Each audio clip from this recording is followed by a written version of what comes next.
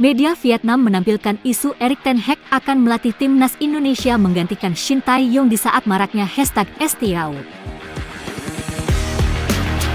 Ten Hag memimpin tim Indonesia dan mengalahkan Vietnam ke kejuaraan AFF. Skenario paling gila. Itulah judul media Vietnam yang mencoba memprovokasi timnas Indonesia saat mendapatkan hasil buruk dalam beberapa pertandingan terakhir melawan Cina dan Jepang. Dengan adanya judul pada laman tersebut, para supporter Vietnam pun memberikan beberapa tanggapan menarik. Berikut adalah beberapa komentarnya. Indonesia hebat, bersiap menjadi sirkus.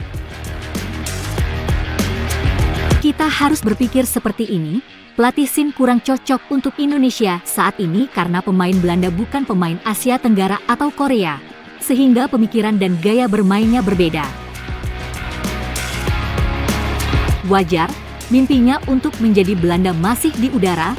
Indo mungkin beralasan, memastikan gaji dan pemain berbakat. Semoga dia datang dan mendatangkan lebih banyak lagi pemain Belanda. Menurut saya, daripada terlalu memikirkan masalah orang lain, kita harus mengkhawatirkan tim negara kita. Saat ini, kualitas pemain negara kita masih tertinggal beberapa level dari Indo, mulai dari kekuatan fisik hingga levelnya.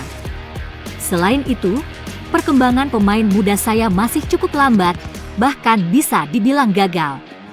Saya tidak menentang tim negara saya, namun saya melihat negara kita masih mempunyai banyak tantangan ke depan untuk mencapai kesuksesan.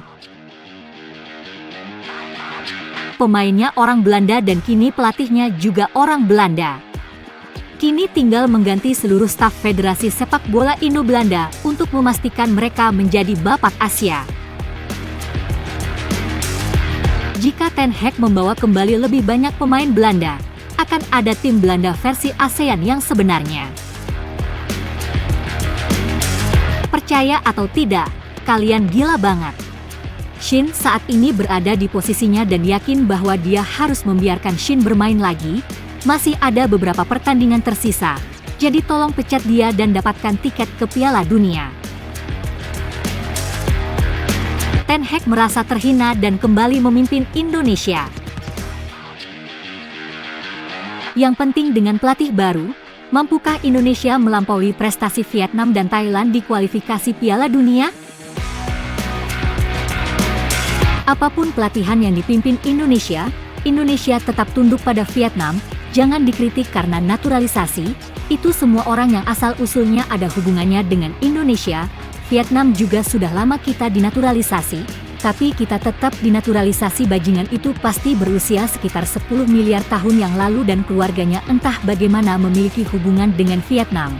Tetapi tidak ada yang mengkritik Vietnam karena menjadi warga negara yang dinaturalisasi. Itulah beberapa komentar fans Vietnam menanggapi isu yang dikeluarkan oleh media palsu Vietnam dalam beberapa hari terakhir ketika maraknya #STIAUT di media sosial Indonesia.